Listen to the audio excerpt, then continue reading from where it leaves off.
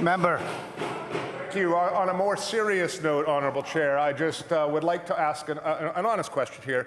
As the Premier will know, we've been together under the CASA agreement for the last 2 years. There's been low points and there's been high points. I'm wondering, Honourable Chair, through you to the Speaker, if he could reflect upon the last 2 years and perhaps identify to the legislature some of the high points that he believes are important areas where the government and this BC Green Caucus have worked together for the betterment of the people in British Columbia. Perhaps he could elucidate that for the members of the gallery there who would like to learn about some of the good work that's been done.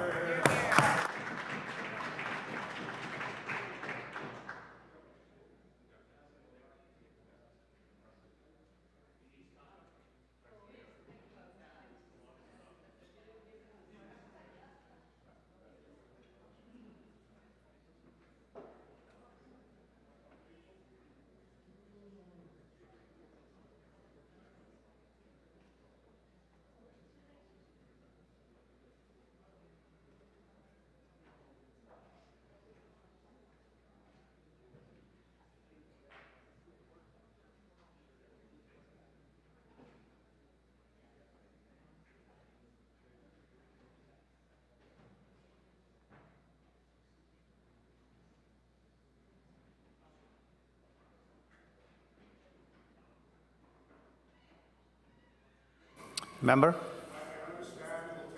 Some time to reflect upon this because there is so much good work that has been done that I really believe the Premier might need a few minutes to reflect upon the good work that's been done.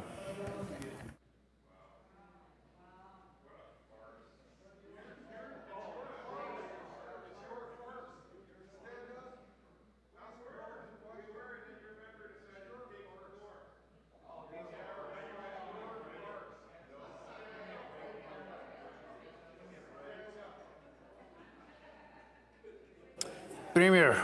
Thank you, Honourable Chair, and I thank the member, my colleague in the CASA agreement, for his question. It has been 2 years and plus a day since we signed the agreement, a historic agreement in British Columbia that's led to stable government, positive outcomes for British Columbians in every corner of the province.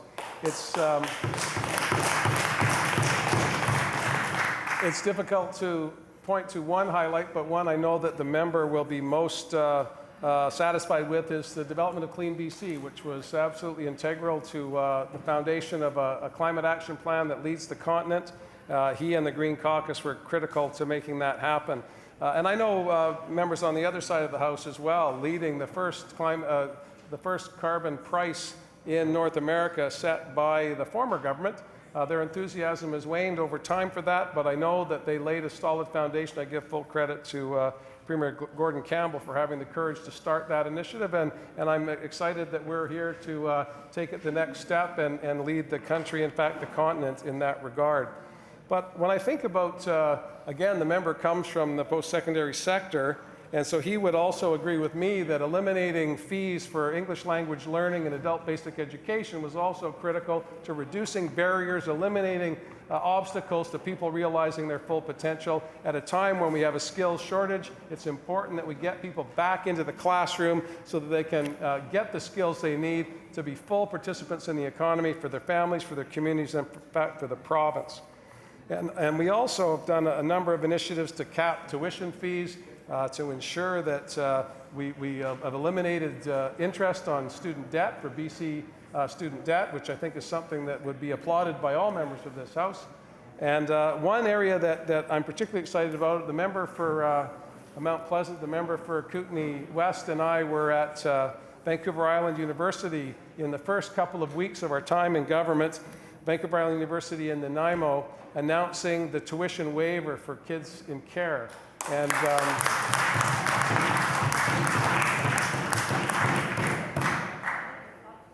of course, for those who are unaware of the program, that is an opportunity for those who have been in foster homes, have been wards of the state.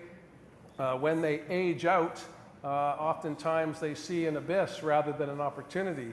So by waiving tuition fees, we've allowed kids in care to see hope in their future, to see opportunity in their future. That's not just good for the individual, it's good for the broader community, and I know our colleagues in CASA were very supportive of that. Arts and culture is another area that I'm very proud of. Reinvesting in the BC Arts Council, making sure that we're doing everything we can to get the payback that we all see from arts and culture. I've been to a number of film studios in my time as Premier to see firsthand just the enormous number of jobs that we get in this sector. I know my deputy and I are at Edom on this question.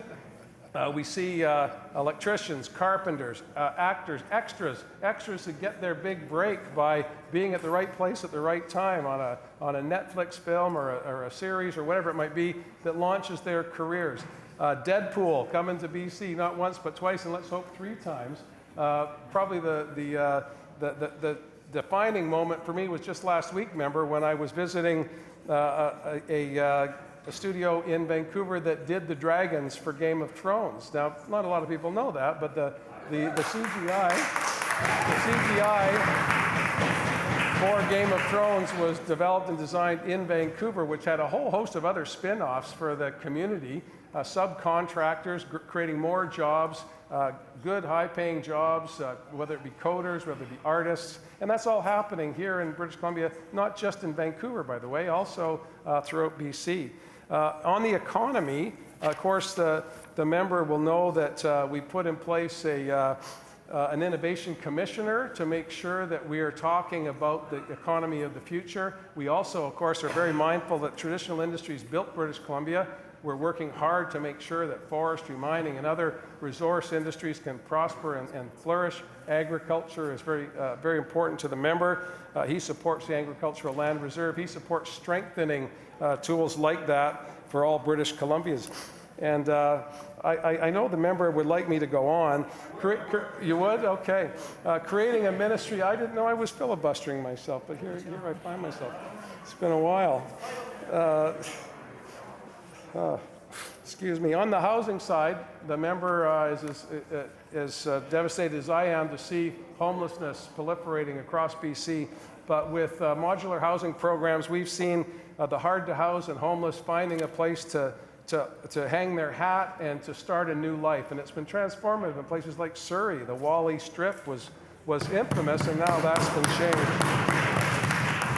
Nanaimo, we're working very hard on that. One of the largest tent cities on Vancouver Island's history, no longer there. Services in place for the people that have been moved into modular housing. We've increased a whole host of other issues with respect to seniors. We're demanding accountability for staffing standards in care centers. There's more support for shelter aid for elderly renters, increased length of home support visits, capital funding to strengthen senior centers. There you go.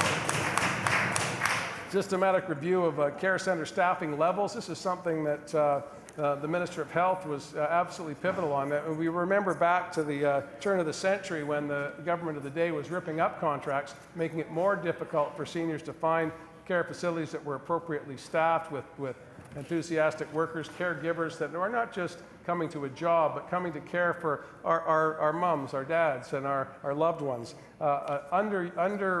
Respected and underpaid area of our economy, and we've taken steps through the leadership of the Minister of Health to achieve that with the support of the Green Caucus. We ended the disability clawback for transportation for bus passes. I know the member responsible for poverty reduction was the lead on that, but we had full support of the Green Caucus in that regard.